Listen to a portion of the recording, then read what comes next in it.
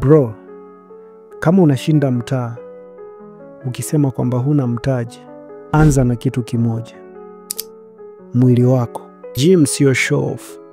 Ni mpango wa kujitoa kwenye stress na kuingia kwenye njia ya mafanikio.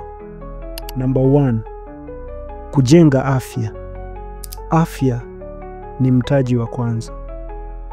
Bila afya, hata biashara haiwezi kwenda. Number 2, kujenga nidhamu. Ukijifunza kuinuka mapema, kwenda gym na kuvumilia maumivu, unakuwa mtu wa kupambana maishani. Number 3, kuondoa stress na msongo. Badala ya kushinda mtaa na hasira, gym inakupa energy ya kujitoa kwenye stress na hasira. Number 4, kuongeza kujiamini.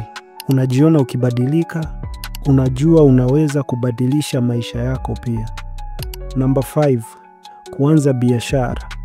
Kama unapenda gym, unaweza kufundisha wengine pia. Unaweza kuuza workout plans, unaweza kuuza vifaa vya mazoezi, lakini pia unaweza ukafungua gym ya mtaa. Gym ni shule ya mtaani, ya nidhamu, afya na future. Kama una ndoto, anza na mwili wako kwanza.